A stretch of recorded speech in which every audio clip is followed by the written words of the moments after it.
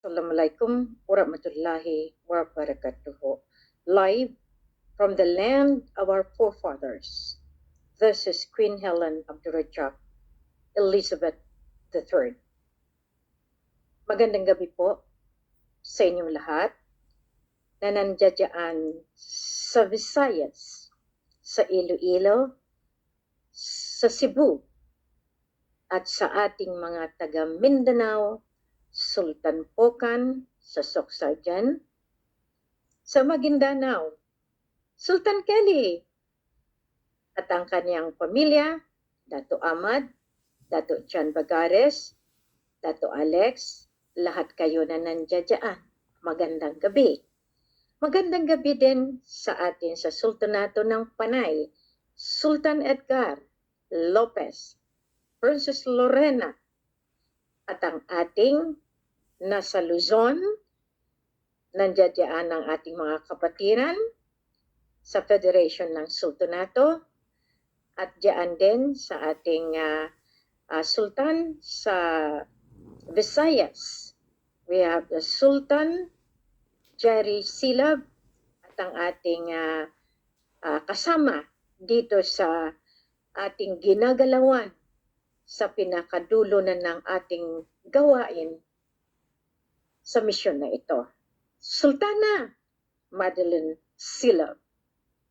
Magandang gabi din sa inyo, sa Sultan ng Lanao, Dato Don, ha? Ito, mga trabaho na natin. Kaya nga sabi ko, kung sino sa akin, para sa akin, para sa Diyos Ama. Ang mahal na hari, Sultan Mamay Abdurrahman Sharif al-Sultan Gamar bin Abdul Gabbar, nagbibigay ng pugay sa inyo sa panahon na kailangan namin kayo.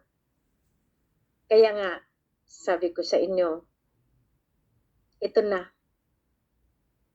Ito na yung panahon. Ito na yung kailangan natin.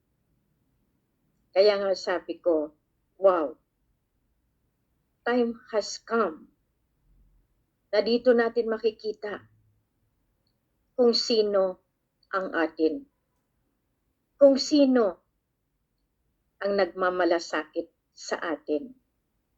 Malalaman natin ang tunay na kaalyado, ang tunay na kasama pagdating sa kagipitan.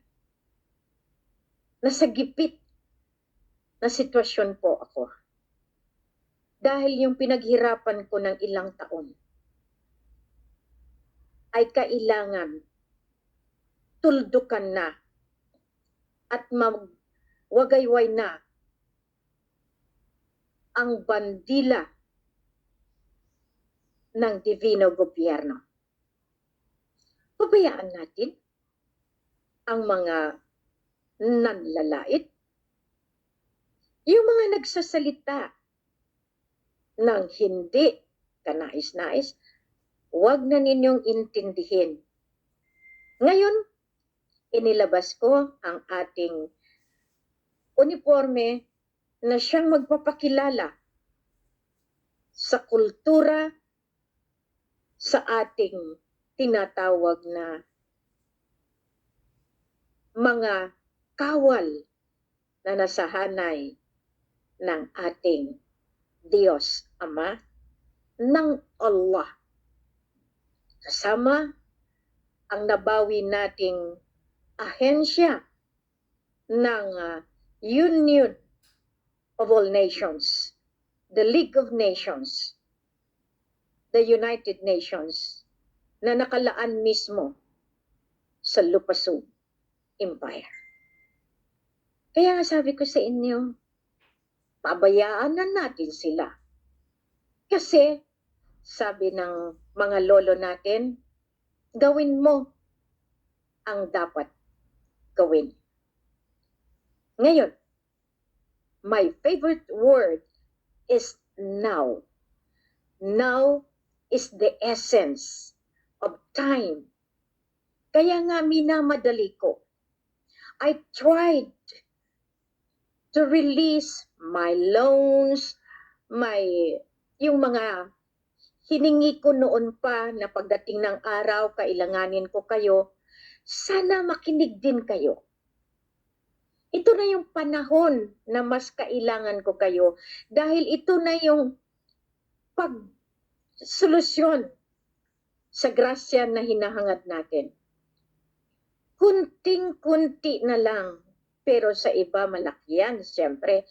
Pero kung tayo lahat, mula Visayas hanggang Palawan, hanggang Mindanao, hanggang Luzon, mula Apari hanggang Hulo, sa dulo ng Palimbang, sa dulo ng Sulu, sa border, pag nagkaisa tayo, masusolusyonan ko. At diyan makikita ang lahat ng kailanganin natin.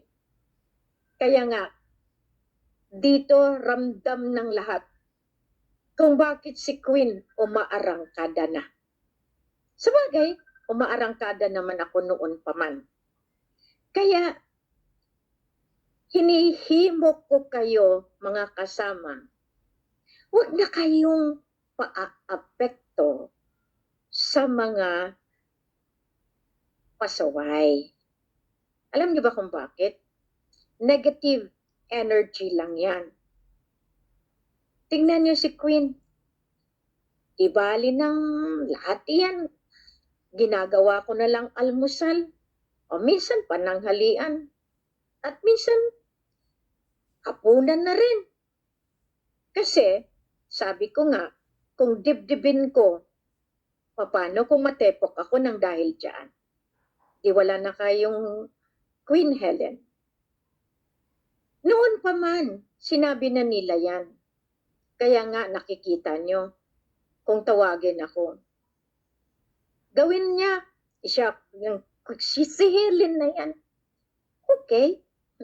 Kasi, hindi nila nakita ang tunay na misyon sa pagtakda ng kalangitan sa akin. Tama. Kilala nyo nga ako. Pero, bat nyo ba, napagtanto nyo ba, na simulat sa pool, talagang si Queen ay nagbabaybay na ng karagatan, ng kabukiran. Lahat ng kailaliman nag-iikot, maliit na bangka ang sinasakyan. Motorsiklo, natutulog sa checkpoint para lang ma-survey ko ang buong kapuluan. Ngayon sasabihin niyo sa akin na kayo ay Queen ng mga kung anong pangalan. Wala ako doon. Kaya nga yung mga naaawa ko sa inyo. Inaakusahan niyo yung may-ari ng sovereign niya. Ngayon sabihin niyo, pinupuntahan niyo pa nga yung pamilya ko at naibigyan ng kahihiyan. Pero okay pa rin. Ang sabi ng Diyos, kung sinong makinig sa akin, kung sinong nag-aalala sa akin, kung sinong supusuporta sa akin, kung sino yung nagmamalasakit sa akin, ayan ang kilalaning pamilya. Diba? Pagkausap ko kayo, anong tawag ko sa inyo? Magandang umaga, kapamilya.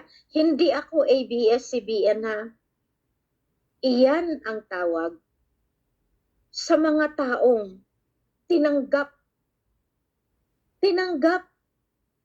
kahit hindi nagkikitaan sa personal dahil mas matimbang sa personal. Kaya nga, sabi nila, Queen, kilala ka namin, salamat. Maraming umiiyak kapag ramdam na nila na nananahimik si Queen. Pag nananahimik si Queen, sunod-sunod ang trabaho. Sabi ko sa inyo, ang trabaho ay trabaho. Hindi kailangan ibulgar. Kasi noong araw, masyado akong mapagkatiwala na inakala ko kapamilya, kaalyado, katiwala. Marami ang naging infiltrators para lang makuha ang sikreto. Pero pasalamat ako kasi doon nalalaman natin na hindi lahat na oras kanila ang halakak. May kasabihan, sa akin pa rin, ang huling baraha, ang huling halakhak, dahil ako ay ginabayan ng makapangyarihan. Nagpapasalamat ako na minsan nagtalop na ang luha at sipon sa kaiiyak kung saan ko hagilapin ang kinakailangan ko. Hindi naman dapat naghirap si Queen kung naging honest kayo ng pinagkatiwalaan. Pero it's not kawalan ni Queen. Kung ayaw niyong maniwala, so be it. But never come to me para ipamukha sa akin na kayo pa rin ang masusunod. Dahil rinig na rinig ko yan. Ang hindi ninyo alam, mahaba ang pandinig at ang puso ang ginagamit para malaman ko ang inyong illegalidad na trabaho. This time, many of you are trying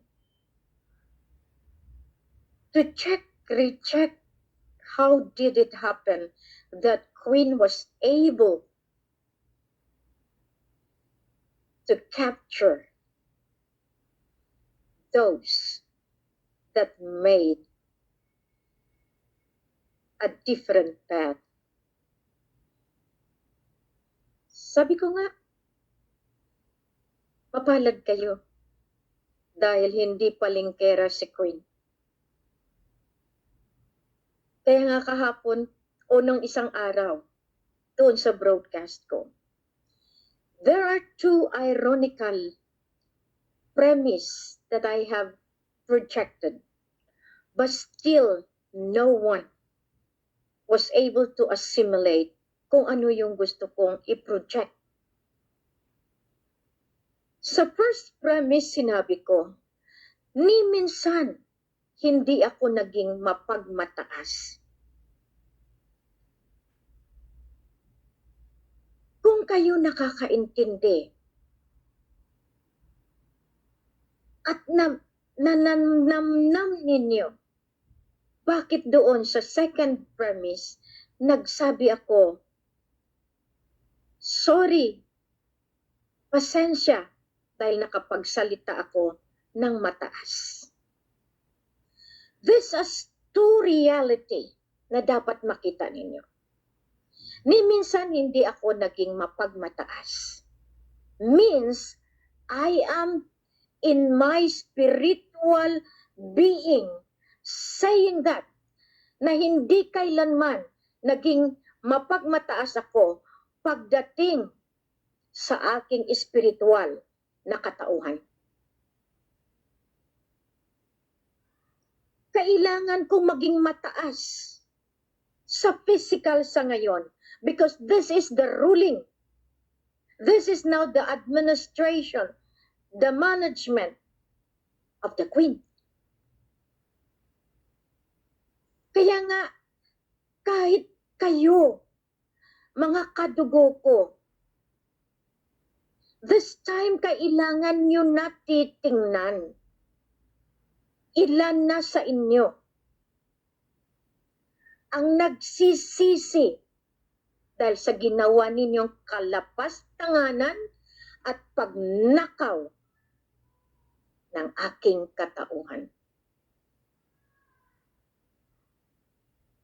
Ang pamilya, may respeto dapat sa isa't isa. Hindi kayang ipagkalulo, hindi kayang ibenta, hindi kayang ilagay sa kahihiyan o kalabuso. Marami kayong programa, pero natutuntun pa rin kayo. Ito nga ngayon,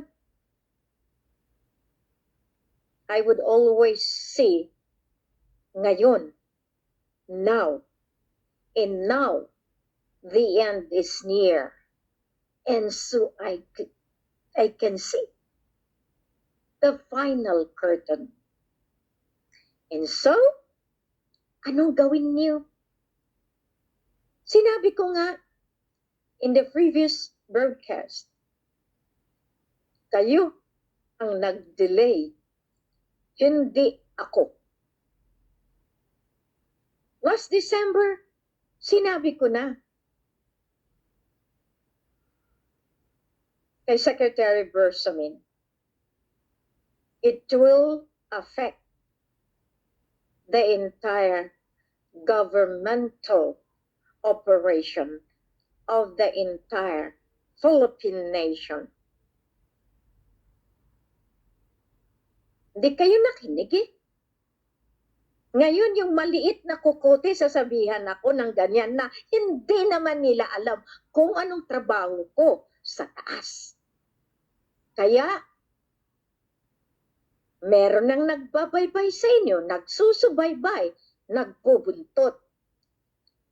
Ang tapang nyo magsalita ng kasiraan. Ang tapang nyo. Who are you? That is the question. That even your superiors are already indebted to the source of origin. Ika nga, may mga pagkakataon talaga na nagiging mapanghas ang isang tao dahil may nagmamando, may likod. Sila ay napasubo na, sila ay nabasa na, kaya kailangan na nilang idiretso dahil alam nila na mapapahiya sila. You underestimated me actually. You have undermined my capacity. At hindi ninyo na-predict kung saan ako dadaan. Ngayon, at this very moment, I am releasing the different t-shirts, mga patutuo ng lahat ng agencies that had been created under the sovereign power and authority. Ano yan? Remember that the documentary, the 476 pages, has been given to the Supreme Court, to all the major agencies, to the DFA, even to the Philippine Constitution Association, to the Senate, to Congress, to Malacanang, to the Department of Foreign Affairs, to the AFP, Chief of PNP, lahat po yan binigyan. And the notice of absolute authority, binigyan din kayo. And the notice of absolute monarchy implementation, binigyan din kayo. What is the difference of all those who patterned my job doing the same thing, that when Malacanang stamp it with this QR, they finally say that they are the ones? What is the difference? The difference is wala silang otoridad to do so.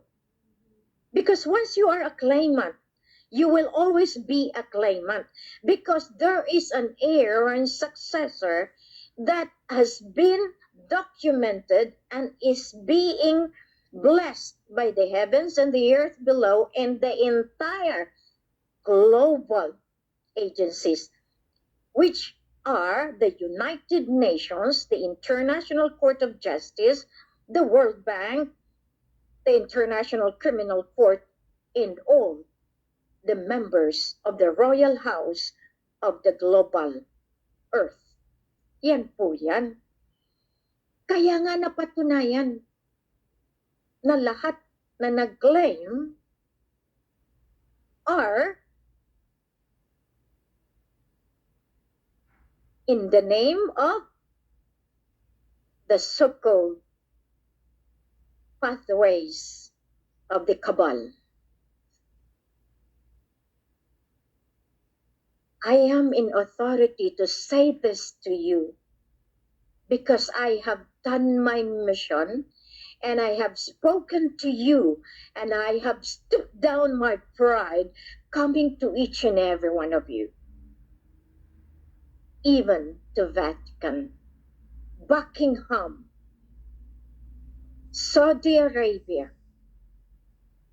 and to you, Barm, sad to say, even if you will continue denying or doing things up there, down there, side by side with the claimants, still, you don't have the money. I can guarantee to you, because the soul and the backbone of the authority given to the Philippine government in 1986 is the claim of Sabah and the claim of the ARMM through revolutionary government. Kaya naging revolutionary government tayo after that they have ousted the president from Malacanang. And what I am doing now is recovery program. Because if we do not do this, you can never benefit the 4.5% of all the accounts entrusted to each government, nations, in their central banks, respectively.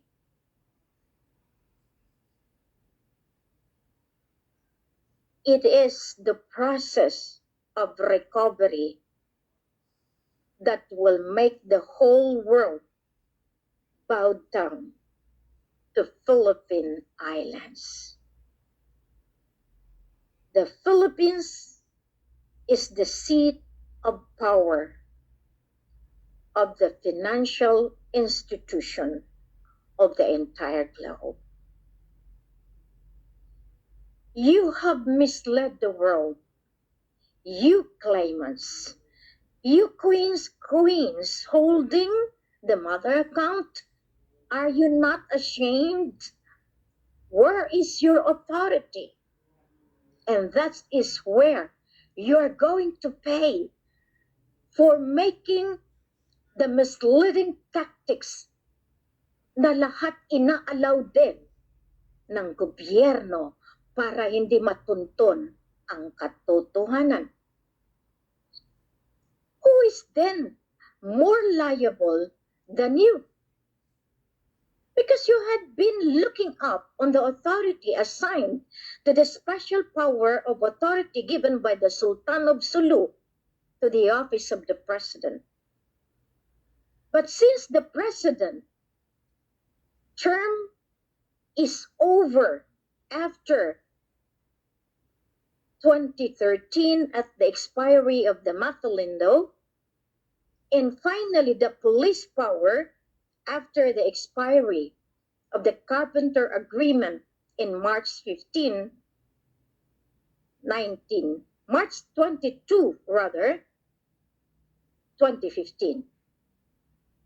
And how many days from now, we have served our notice with the government of the United States of America that the contract of 100 years and the 9 years of not fixing it made the United States the default situation and condition. How much more in China? How much more all the superpowers of the world? That even America is indebted to the Sultan of Sulu. And since I am the Sultana di Jolo, it is my power and authority to recover what belongs to the source of origin. I was laughing just this morning when I have learned that people are mumbling because I am not in TV. I am not in the newspaper. What do you think? You must answer your own self for that. Because they do not want me to go out. They don't want me to be seen. They do not want me to be successful. Because if I am already there, they all go down. That is the difference between you claimants, between you who are trying to project that you are the true ones. I have done my assignment. Remember, if you want to do that, as I told you, that before the United States has been blessed as a nation, it was our forefathers. It was the Sultan of Sulu. Now, this is the contesting point wherein everyone would like to become the Sultan of Sulu.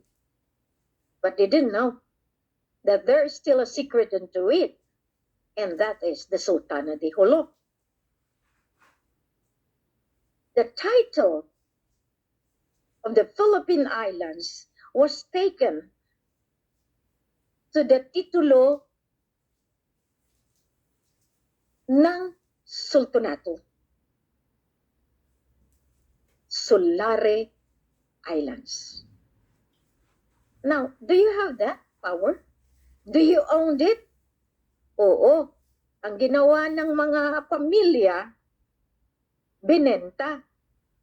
Binenta nila ang Sulare Island. Yung islet doon sa Parang Sulu, which they didn't realize that the totality of the sovereignty is coming from Sulare Islands as recorded to the World Book of Record in Buckingham Palace and in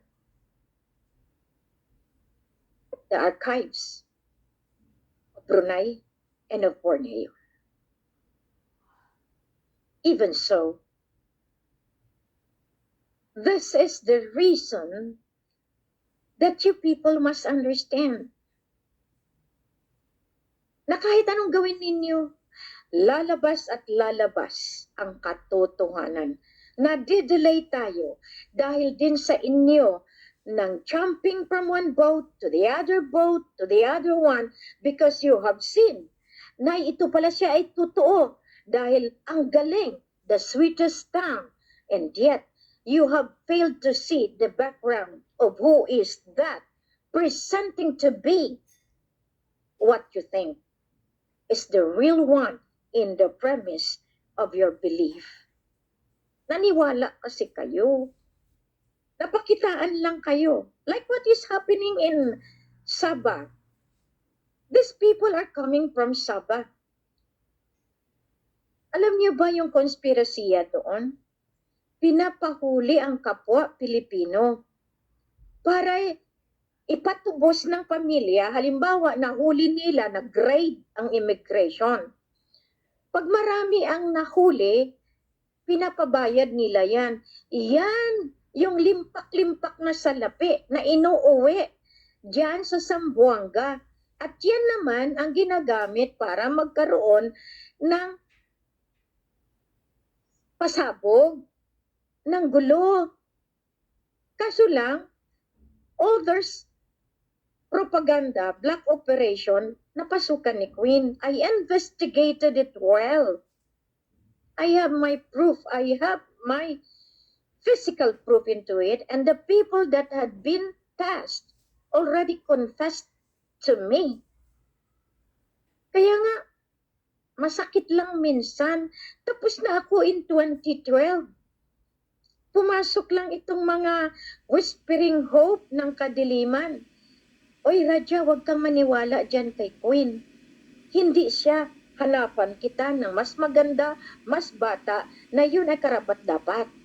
Ginawa ninyo yan. Nasaan kayo ngayon? Di ba? Ang sumpa, ang curse, o sabihin na lang natin, ang karma, babalik at babalik sa inyo. Saan kayo? Kayo mga kasama ko, hindi pa kayo nagre-report. Because I have given you the authority. Basa ng report ninyo. Dahil tinitingnan nyo si Queen, nilagay nyo sa palad nyo, na paiikutin ninyo. You never gave me that respect, that it is the Queen that has the mandate over you. Diba? Have you realized that? I have leveled myself down. I have humbled myself. Marami kayong nilalagay na text. Pero nung panahon ba na kayo ay namayagpag, how did you backfight me? Paano niyo ako sinira? Idinig na dinig ko dahil it is open in the cellphone. Nag-react ba ako kaagad? Hindi. Dito lang yan, oh. Dito lang yan. Dahil alam ko naman may mas nakikinig. At ang hustisya, ibibigay din sa inyo. Di niyo alam kung anong mangyari sa inyo. Pero ako, sinisiguro ko sa inyo, kapag hindi niyo inayos iyan, hanggat-hanggan, magkakaroon kayo ng problema. Biro niyo, dahil kung mas maganda sila, in-check sila, at nagpresenta sila na sila yung dikit ng lolo sa China, nagpresenta na sila ang totoong king and queen, na sila yung signatory ng kung ano-ano, okay lang kay Queen. Nagpaparaya ako. Ngayon, naggawaan na ng sistema. Natapos na. They have exhausted my brain to do all the documentation. Then all of a sudden, ako pang sisihin niyo that I have went away? No! I keep on asking you to help me, help Grandpa who is sick. Ginawa niyo ba yun? I had been sending money. Pero ginawa niyo ba? Nung ako'y nagkakasakit, nakaratay, humihingi ako ng saklolo. Tinulungan niyo ba ako? In fact, sasabihin, may sakit din. Mas prioridad ko ito. Doon ko nakikita po yan. Yung kunting balik ng pagmamahal o kunting bigay. Kasi alam ko nagbigay ako eh. Hindi dapat na kailangan singilin ko kayo. Hindi. Pero gipit ako. Kaya diyan nakikita ang isang tunay na kapatid, tunay na kaibigan, tunay na kaalyado pagdating sa kagipitan. Diyan niyo marirealize. Kahit ina, kahit anak, hindi man lang makapagbigay. Kitang-kita na, nanananikluhod na, Nagsusumamo na. Pero okay lang. Okay lang. Pero sa ngayon, nagmumukha akong kawawa. Pero ni minsan ba tinago ko sa inyo? Hindi. Sinasabi ko sa buong mundo para ipahiya kayo, government. Ipahiya kayo, wealthy people that have used the money that is in my name. Diyan kayo matatalo. Dahil may records. At alam nyo rin kung ano ang kaparusahan niya. Ano unahan? At nagsasalita pa kayo? Patayin ako? Dahil akin na nga, kinuha nyo na nga, ang ginagawa ko, nililegalize ko, binabalik ko lang sa tamang akin. Masama ba yan? Kayo na nga magnanakaw. Ako pang patayin nyo? This is the same thing of what you had been doing to the poor people. Kayo mga mayor, you have the obligation to help your constituent. Do not use your policeman. Lalo na yung mga napangsagang mga squatter sa Iloilo, sa Cebu, na pinapalayas ng walang support. Before nyo gawin iyan, gumawa kayo ng housing, ilipat ninyo. Tulungan ninyo makapag-umpisa muli. Kung talagang yung lugar na yan ay may karapatan kayo kunin. Pero sa ngayon, anong sinabi ko? Sa aking taga-ayos, sa ating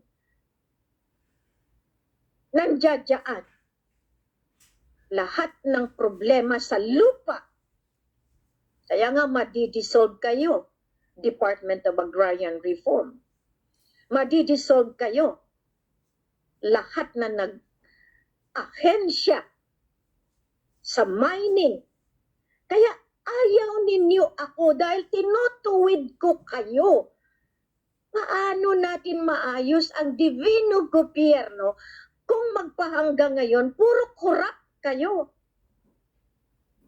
Corruption is the number one anay ng ekonomiya. The economy must be the backbone in order to let the nation stand.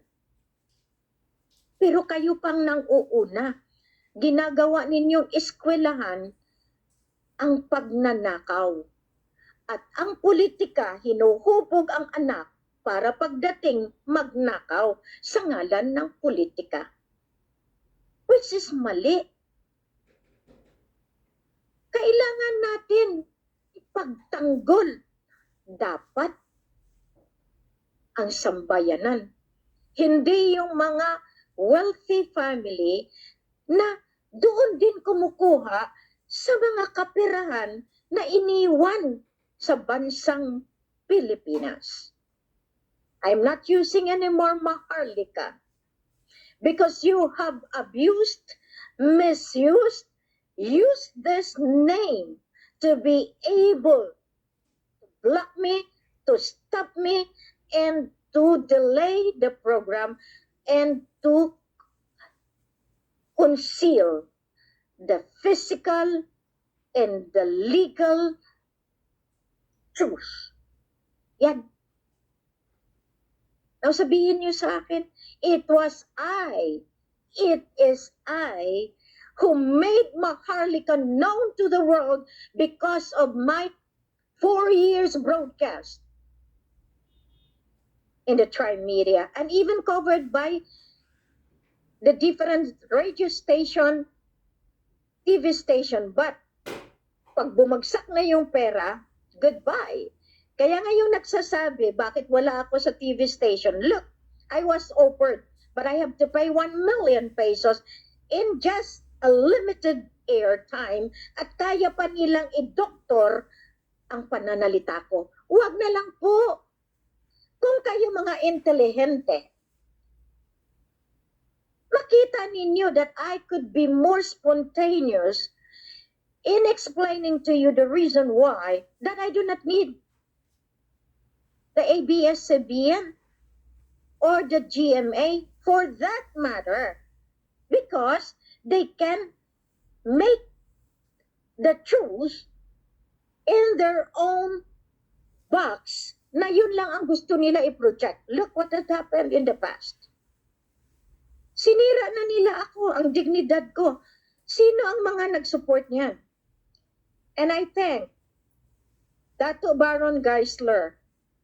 I have let my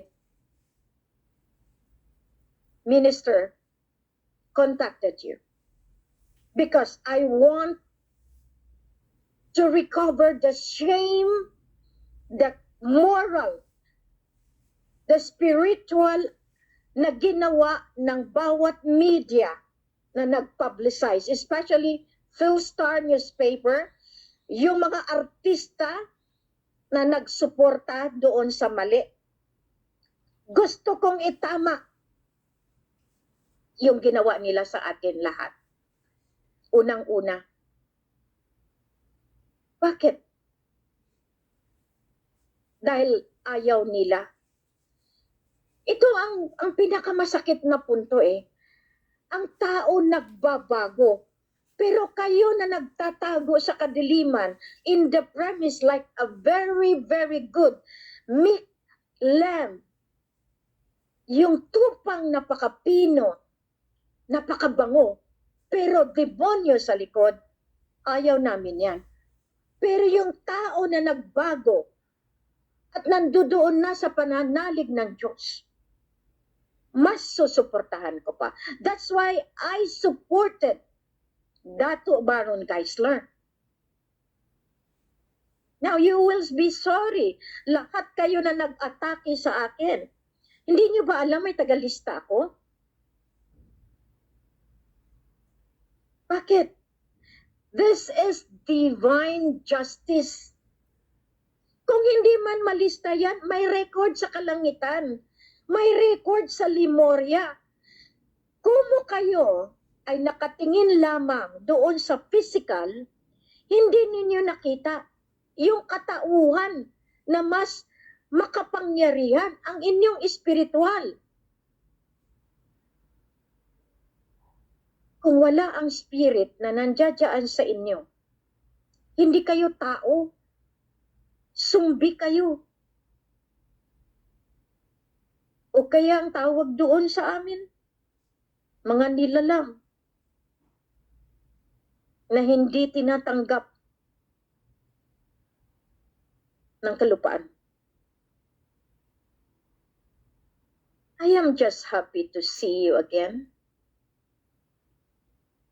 And I thank really the opportunity that I have the courage and strength right now to say this to you.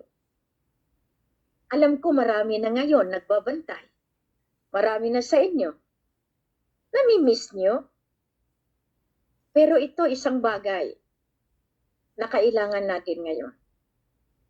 Learn to appreciate yung nasa tabi ninyo. Kasi yung tabi ninyo na yung hinahamak ninyo, ayun pala ang makatulong sa inyo. Ngayon, my work is not known to everyone. Meron tayong tinatawag na hierarchy. Na yung hierarchy na yan, hindi ko kailangan ibunyag. Meron kailangang trabaho, ako lang at ang Diyos Ama. Kami lang nakakaalam. May trabaho na dalawa kami ni Kuya Radya. May trabaho na para kay Dato Puga. Na yun ay mga tinatawag natin hierarchy. Kailangan natin pagbibigyan yung flow of administration of the power and authority. Ang isang nasyon meron din niyang hierarchy.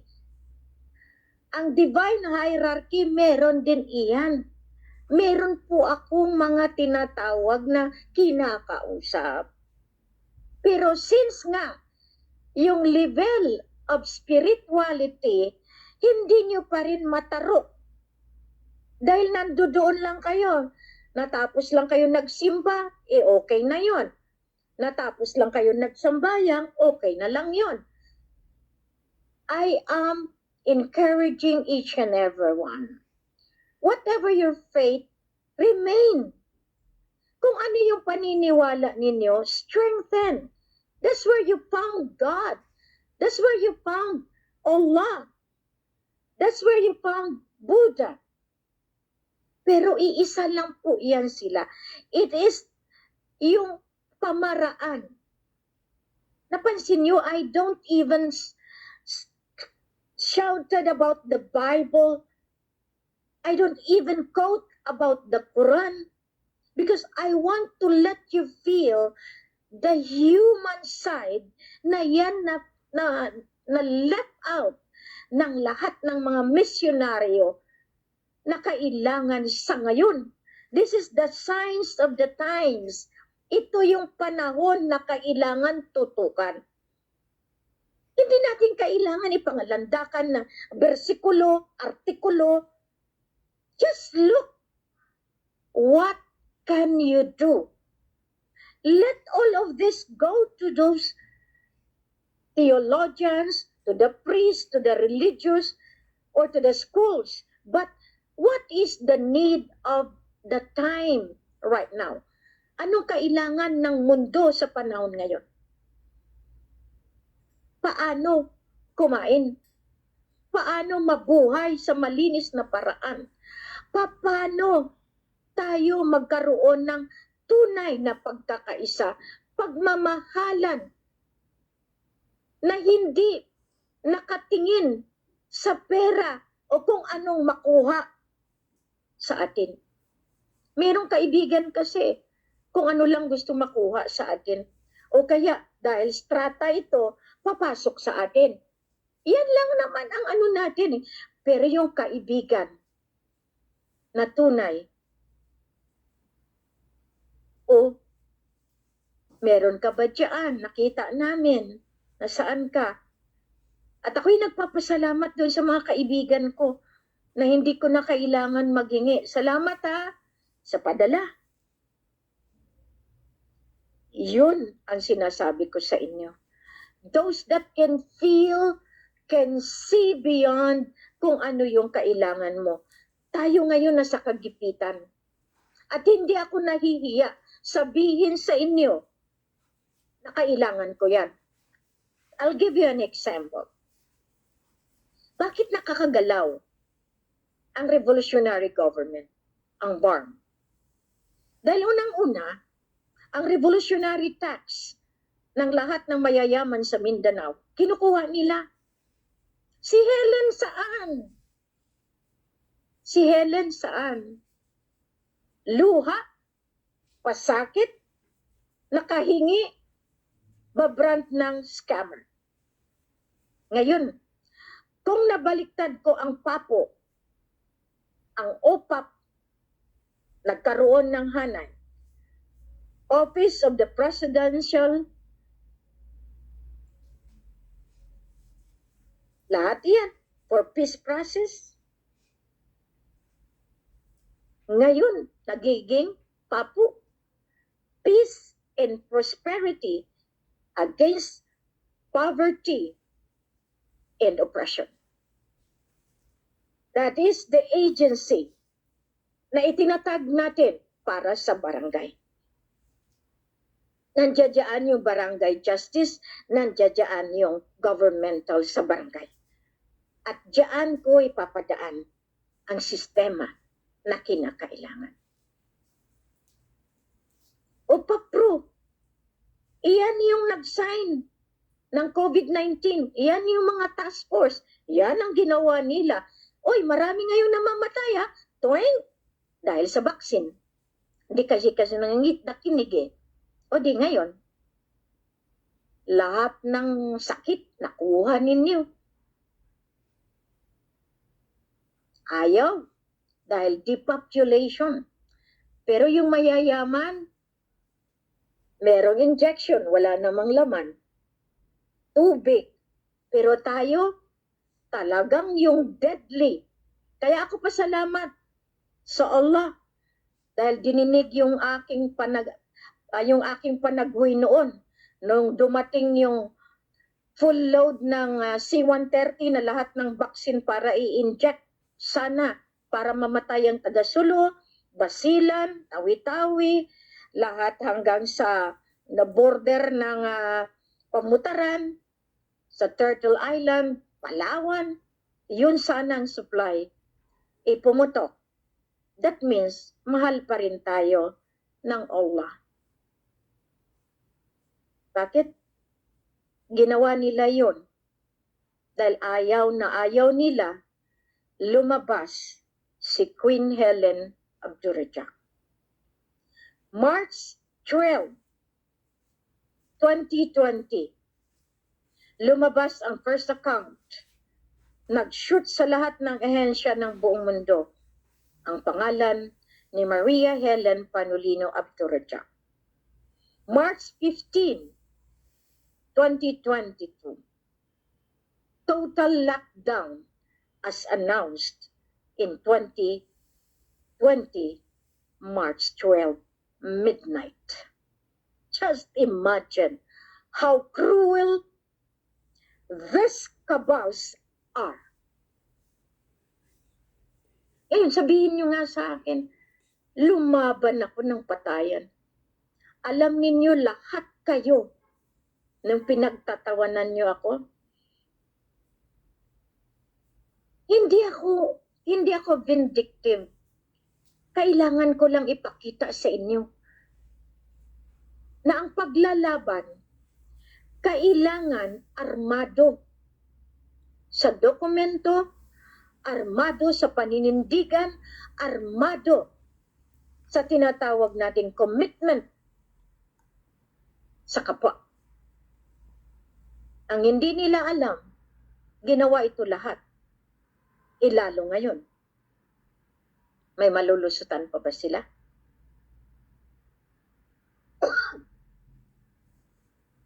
Kaya,